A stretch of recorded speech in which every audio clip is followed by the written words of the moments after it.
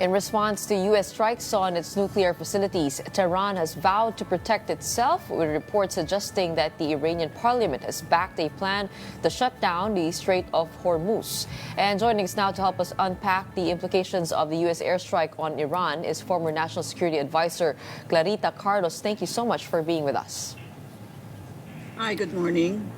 Okay, Professor, before the weekend, there was a big question mark on whether the U.S. will join this conflict between Iran and Israel. And over the past days, Trump has answered that with an emphatic yes. I guess, first of all, did you expect the U.S. to enter this war? Oh, they were there from the beginning, so there is no doubt about that. So what are we quibbling about? Yeah, the thing is, before anyone should comment about this, and they should read history. So if they don't read history, then they are just going to listen to skewed reporting on this. And I think you know how much the media has been hijacked by the dominant discourse. And so I'm glad there are many Filipino scholars who are speaking out and really telling it as it should be. They were there from the beginning. What do you mean by that? Well, of course, we hark back to the creation of Israel, and we were part of the partition of Palestine, and they were all supported by the United States of America. We did not want the partition of Palestine, but our arms were twisted by the United States, and Filipinos should know this, so we changed our mind about the partition of Palestine. So in a way, we are one of the midwives of the partition of Palestine, which is really the root cause of all this. Okay, Israel insists that there was imminent attack of a nuclear force from Iran. Do you believe that threat was imminent? Iran, of course, insists that its ambitions were peaceful. It's one of the biggest lies. You know, they've been saying this for 33 years. And by the way, Trump really did not want war, and that parties were negotiating in Oman. So, I mean, again, you know, you have everything that comes out of Netanyahu's mouth are lies.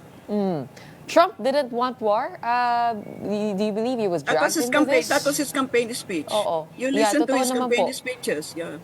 Agree, but what explains this move by President Trump then? Then you have to look at the personality of Trump, you know. To him, he thinks that this is a win, but you know, there will be more to come, and the more to come, the United States would not want that. Did Netanyahu appeal to his ego that it led him to endanger the fate of Americans for generations? I mean, is that what you're talking about here? It's been, it's not only Trump, you know, practically all the politicians in the U.S. are held by their, you know what, by the IPAC, the most powerful lobby in Israel. And most of the leaders there, in fact, are Jews. I'm not saying that they are siding with the Jews. By the way, we should make a distinction between the Jews and the Zionists, because the Zionists have a practically different agenda in Israel. So, you know, I really am flabbergasted when I read comments in the Facebook of people who are making comments which are idiotic and have no basis in history. Okay, and I kind of understand where you're coming from in terms of saying that there have been lies told, because if you take a look at the facts, many. if you take a look at the facts, just the nuclear non-proliferation treaty alone, Israel is not a signatory of that treaty, but Iran is. Although there are questions over the accuracy of the reports of Iran and the access given. I mean, tell us more about that. Give us deeper insight into the nuclear technologies involved here. Okay, let us listen to the scientists, to the experts. And if you listen to Al Jazeera, I mean, don't listen to the other networks, because as I told you, they are really skewed. You know, the narratives are really skewed in favor of Israel and the Americans. If you listen to Grossi of IAEA, Iran is the most inspected country in the whole world, most inspected. And Grossi himself declared many, many times that there is no reason to declare Iran to be, in fact, at the cusp of producing a nuclear weapon. Ang layo pa nila. It will take so many more, uranium enrichment for them to acquire the capability to produce a bomb. And again, we go back to what I'm saying. I think Israel really preempted the negotiations going on because I think Israel knew that they're going back to the JCPOA, which Barack Obama agreed upon with the 4 other members of the Permanent Five, but which Trump the first scratched from the beginning. So, it did not give negotiation a chance. Netanyahu preempted the negotiation happening in Oman. Okay, so what do you think is really happening here then, if Iran is not really a significant nuclear threat?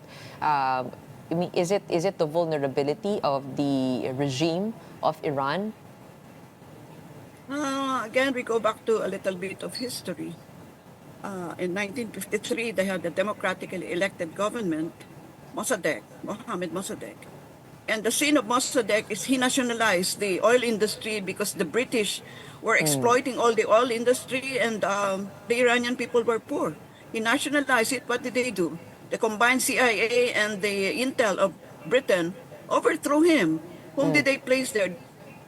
The Shah of Iran. And the Shah of Iran is in the pocket of the Western world, And after the Shah of Iran, with all his atrocities and his corruption, when he was overthrown, who came in? Somebody who was exiled in Paris, Khomeini. So, when people just make careless and reckless comments about all this, I want them to hark back to their history. I want them to read history written by scholars. Because if they don't, they're not going to understand what's going on. Correct. By the way, this is not a beef for Iran. I'm really, as a scholar, I'm really trying to put things in order. Okay, the Ayatollah overthrew Shah, but are the Iranian people really happy under this current regime? Because the U.S. portrays it was not the itself Ayatollah, by the again way. as a It was the savior. people. It was the people. With all due respect, it was not Okay. Ayatollah who. He was in fact summoned from Paris. It was the Iranian people who overthrew the Shah of Iran because of his corruption, because of the torturing that he has done. He's a very, very corrupt leader. And I don't know why right now his son is being groomed to replace the Al-Khamenei.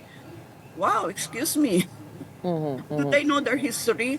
That's why, my hair stands on end whenever I read comments there of people who have nothing between their ears and they have the audacity to make these kinds of comments.